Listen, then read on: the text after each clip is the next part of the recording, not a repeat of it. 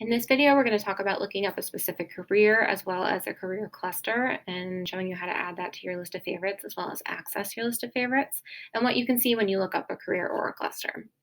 So to start, we're going to click on careers and then click on careers home. So you'll see right here, if you know the name of a career, you can certainly type it in here and click search.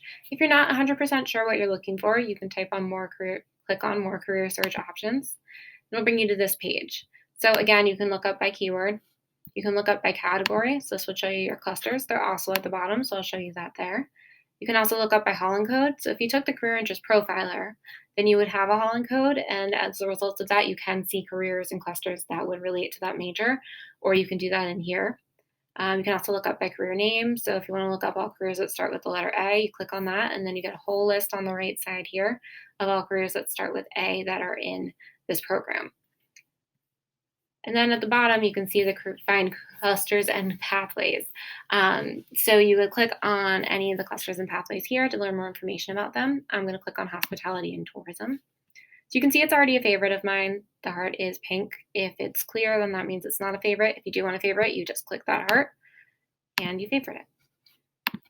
All right, so first thing you see on here is the overview. So it tells you a little bit more about that career cluster, what is entailed within that cluster, and how to gain knowledge and skills to be within that cluster or to get a job within that cluster. It also tells you what pathways are included within the cluster, so that can be helpful as well, and you can click on those.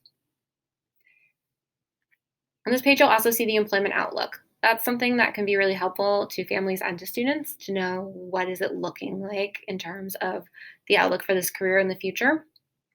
So that's something that a lot of times we'll look at to see, is this a career that is definitely going to be growing in the next few years? Is it something that might be dwindling? Is it something that looks like it'll stay about the same and they're going to need new workers as people are retiring?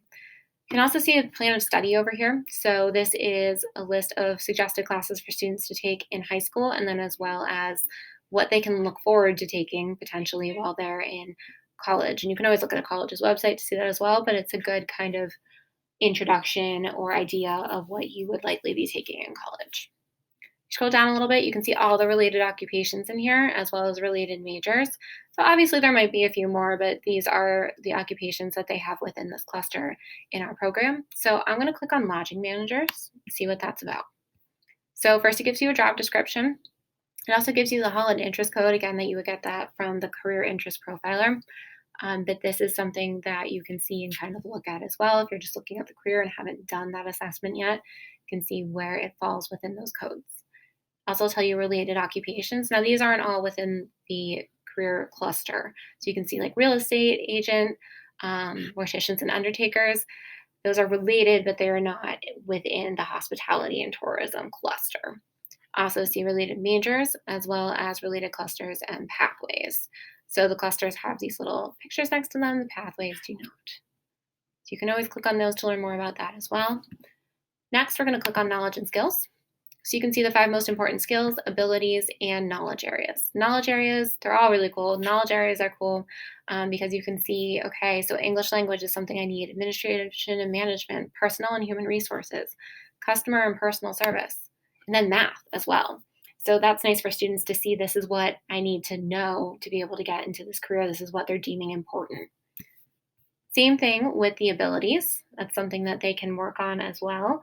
So oral expression, you can work on that throughout college and also in high school, as well as written, and then problem sensitivity as well. So these are things that people in the career are saying are important and employers are saying are important, as well as skills. So these are skills that students want to work on and have a good idea of when they are looking for a job in the field or an internship or anything like that. Next, we're going to tasks and activities. So that's pretty related to knowledge and skills, but this tells you what people do in a general day, a typical day, when they are a lodging manager or whatever the job is that you're looking at. So this is nice to see because sometimes students, for example, if they want to be a police officer, don't realize all the other tasks that are involved in being a police officer, such as the reports and those kinds of things. So this is nice to just kind of see, okay, so you're greeting and registering guests, but you're also answering inquiries and you're managing and maintaining the lodging facilities. You can click show more and you can see many more tasks that they generally do within a day. Obviously, there will be more things that will be mixed in for each job, but gives them a good idea of what it could look like.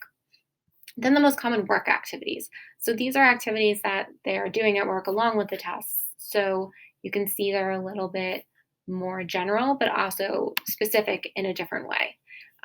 So, for example, processing information, analyzing data and information, judging the qualities of things, services, and people. So that's something that they'll have to do in this job as well. So there are a lot of these listed in here, which is great because you can learn a lot about the job through looking through all of this information in here. And then the last page here is wages. So that's something families like to look at. So you can see the national wages are here as well as our state. If you want to look at other states, you just click show more and it'll show you there. So the average is here. It's important to note that if you go up to the 10%, this is people who are making the most in that. So students should not expect to be making 98,000 straight out of their training or technical school or college or anything like that. They might be making more like the 90% made at least and working up to the average. So that's something that could be good to look at as well. You can also see hourly wages for certain jobs that do pay hourly. So that is something that you'll also be able to see and talk about with your student, or they can look up and say, do I think that's enough to, support myself? Do I like that amount of money? Just to kind of get those ideas. So let's say I look through all of this and I really like this, so I'm going to keep it as a favorite. So you, again, click that heart. Then you can click view favorites and you can see all of your favorites, things that you have suggested for you, and that's through your assessments that you've taken, as well as favorites that you have said you really like these and you want to keep them on your list because you want to come back to them. And this is careers and clusters, as you can see. So again, you can get to your favorite careers and clusters if you're at the home page. You can go to careers and clusters I'm thinking about, and that will bring you right back to this page.